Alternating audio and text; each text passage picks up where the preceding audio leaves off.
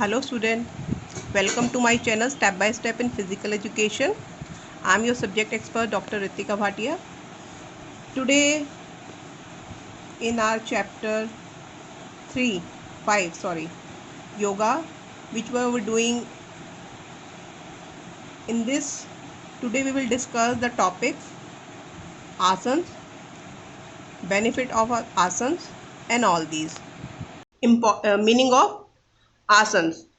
योगा क्या था कि योगा हम अपनी इंटरनल सोल को जब हायर सुप्रीम सोल के साथ अटैच करते हैं, एंड आसन उसी में आसन रिलेट हो जाता है उस सुप्रीम सोल के साथ अपनी बॉडी को माइंड को अटैच करने के लिए, जब हम पर्टिकुलर पोजीशन में होल्ड करते हैं अपनी बॉडी को.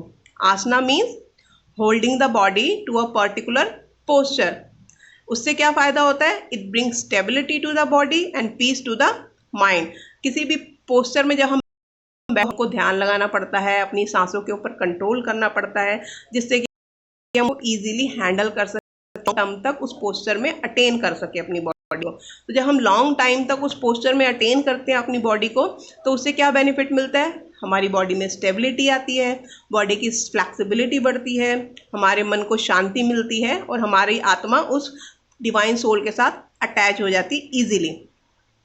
According to the Brahm Upanishad, what they have write about the asana?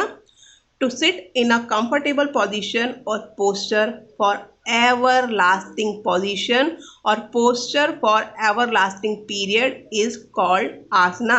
In simple term you can understand कि किसी भी comfortable position में long time तक बैठना is called asana.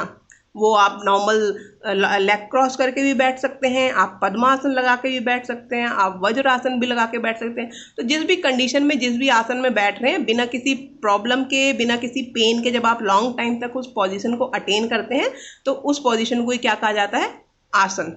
अब आसन के फ़ायदे क्या होते हैं कि हम अगर आसन वगैरह करते हैं, डिफरेंट यौगिक आसन करते हैं, तो उससे हमें बेनिफिट क्या मिलता है? उससे पहले हम ये जानेंगे कि आसन होते कितने टाइप के हैं.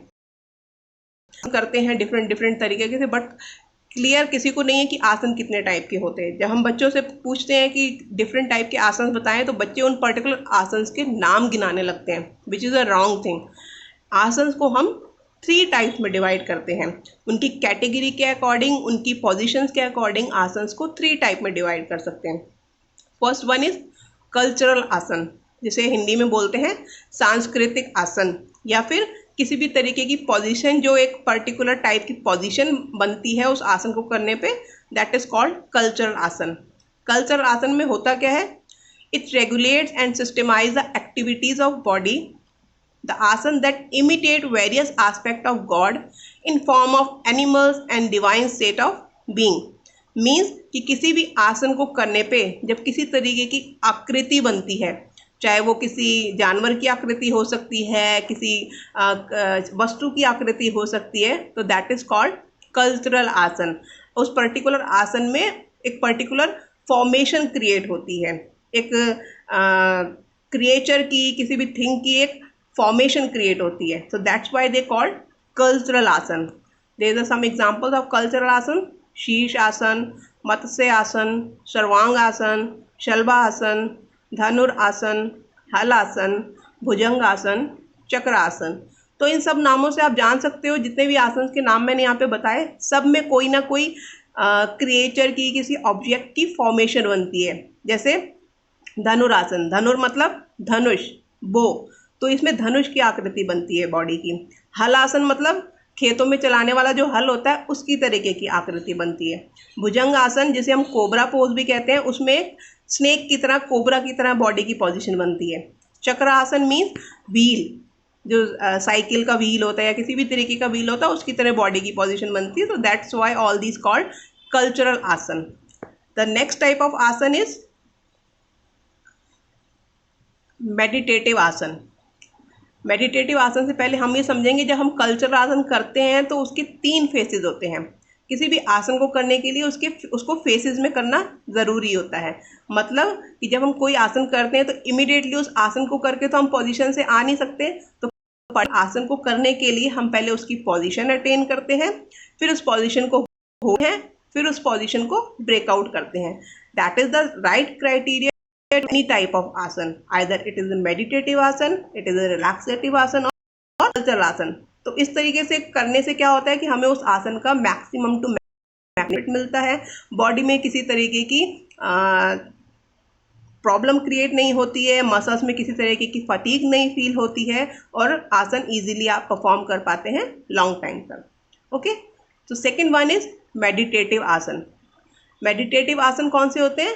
Which enhance the meditation power and breathing capacity of an individual. इन आसन को जब हम करते हैं तो हमारे लंग्स की कैपेसिटी, हमारी रेस्पिरेटरी कैपेसिटी, ब्रीदिंग कैपेसिटी, इसके ऊपर बहुत अच्छा इफेक्ट पड़ता है। अगर किसी को सांस लेने में प्रॉब्लम है, किसी को जुकाम वगैरह की प्रॉब्लम रहती है बहुत ज़्यादा, तो मेडिटेटिव आसन्स करके अपनी ब्रीदिंग के ऊपर कंट्रोल कर सकता है और अपनी ब्रीदिंग को लॉन्ग टर्म तक एनहांस कर सकता है। किसी को जब हम सांस लेते हैं, अगर आप अपनी सांस को सांस लेते हो, अपनी सांसों के ऊपर उसकी प्रोसेसिंग के ऊपर ध्यान देंगे तो आप कितना डीप ब्रीथ करते हैं, कितना स्लो ब्रीथ करते हैं, कितनी छोटी सांस लेते हैं, कितनी लंबी सांस लेते हैं, तो आपको पता लग जाएगी कि आपको कितना इम्प्रूव करने की ज़रूरत है। मेडिटेटिव आसन में हम यही चीज़ करते हैं, हम अपनी ब्रीदिंग प्रोसेस के ऊपर वर्क करते हैं कि हम कितना easily deep and long breath कर सकते हैं।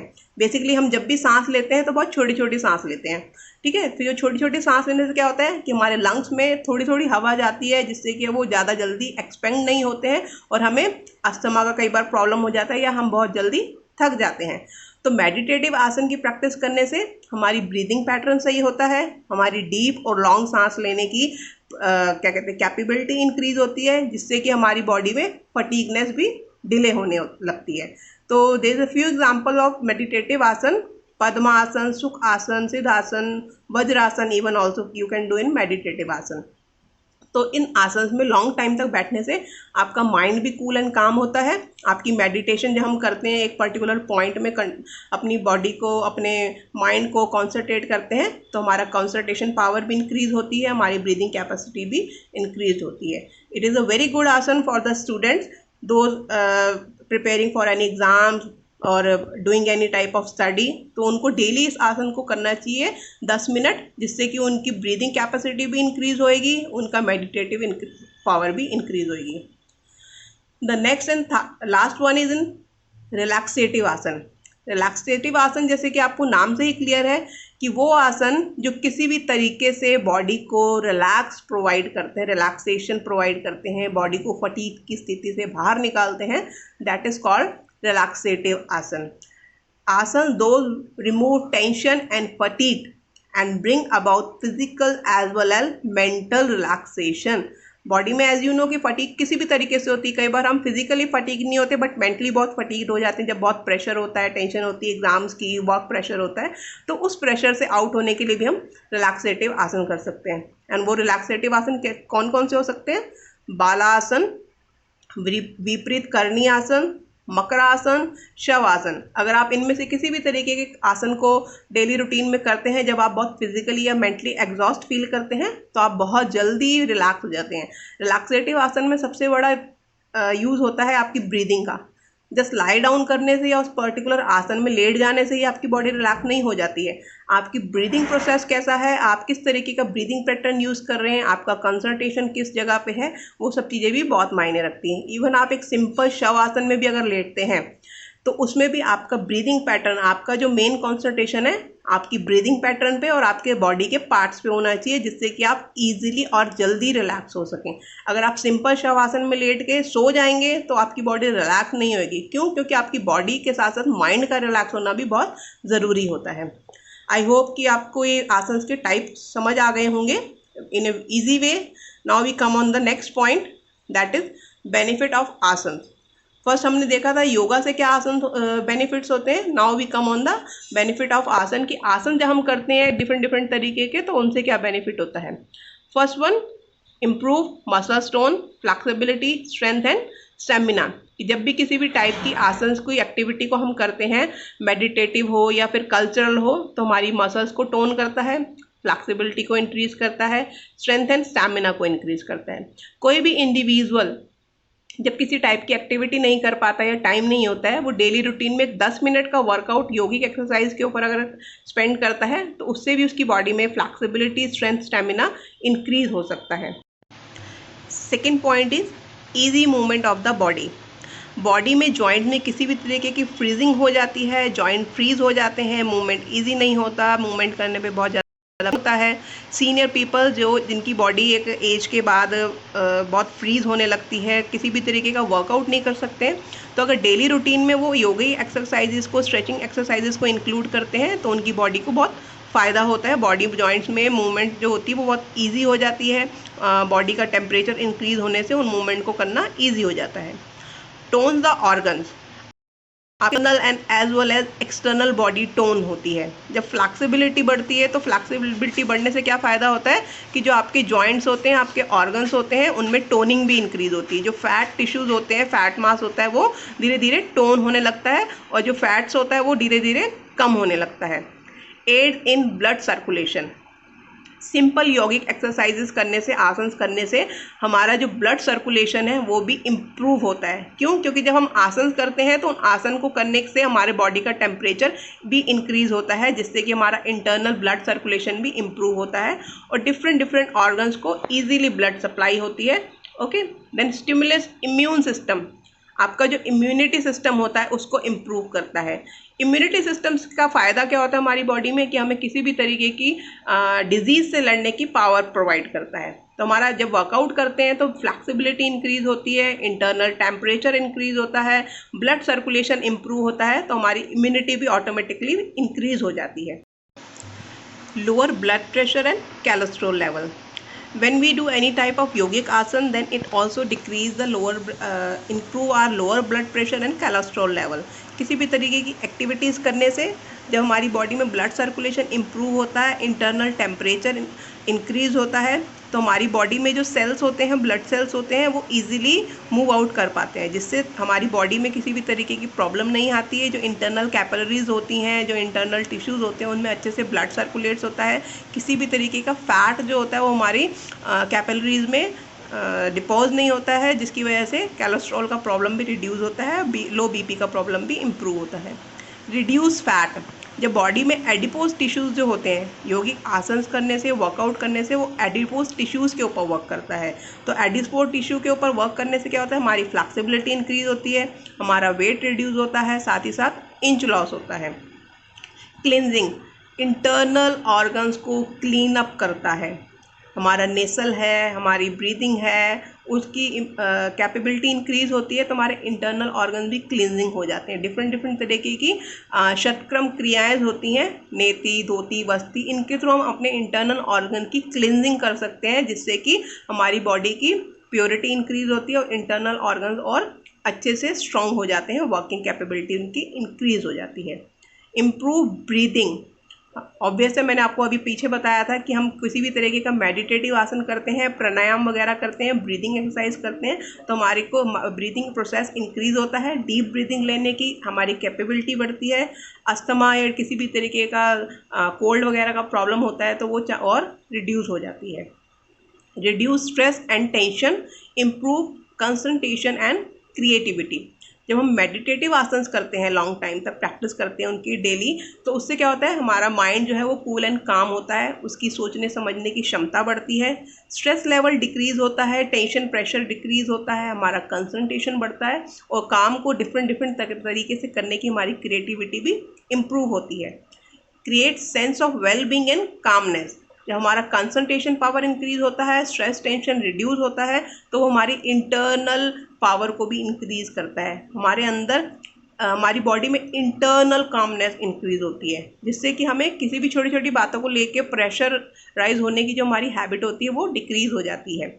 बूस्ट सेल्फ इस्टीम, और इन सब की वजह से क्या होता है, हमारा इंटरनल कॉन्फिडेंस इंक्रीज होता है, हमारी सेल्फ इस्टीम इंक्रीज होती है। किसी भी काम को करने से पहले जब हमें अंदर से घबराहट सी फील होती है, प्रेशर फील होता है, तो यौगिक एक्सरसाइजेस करने से वो हमको प्रेशर फील नहीं होता है, हमारे इंटरनल कॉन्फिडेंस की कैपेबिलिटी इंक्रीज होती है।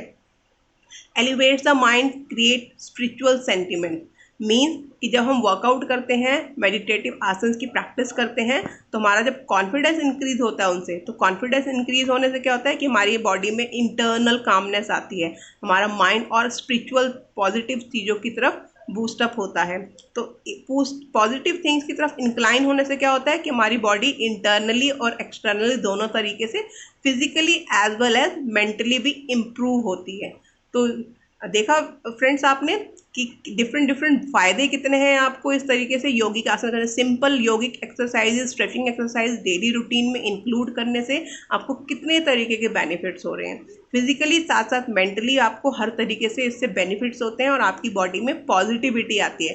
दैट्स व्हाई इट सेड कि it is a way to attach the soul with a upper divine soul. तो इन दिस वे आप जब वर्कआउट करते हैं डेली रूटीन में, तो आपकी जो इंटरनल सोल है वो सुप्रीम सोल के साथ अटैच हो जाती है, क्योंकि लाइफ में किसी भी तरीके का प्रेशर फील नहीं होना, इंटरनली हैप्पीनेस फील होना अपने आप में एक सबसे बड़ी बात होती है, जो आज के हेक्टिक लाइफ शेड्यूल में बहुत ज़रूरी है। आई होप कि आपको ये टॉपिक कॉन्सेप्ट समझ आया होगा। किसी भी तरीके की अगर आपको कोई प्रॉब्लम है किसी टॉपिक को लेके, तो आप नीचे कमेंट सेक्शन में उसके ऊपर लिख के मेरे साथ शेयर कर सकते हैं। And please subscribe, like and share with everyone this videos, जिससे कि ज़्यादा से ज़्यादा लोग अटैच हो सकें और इसके बेनिफिट्स ले सकें। In our next class we will discuss about the pranayama, stages of pranayam, types and benefits of pranayam. So till then, thanks.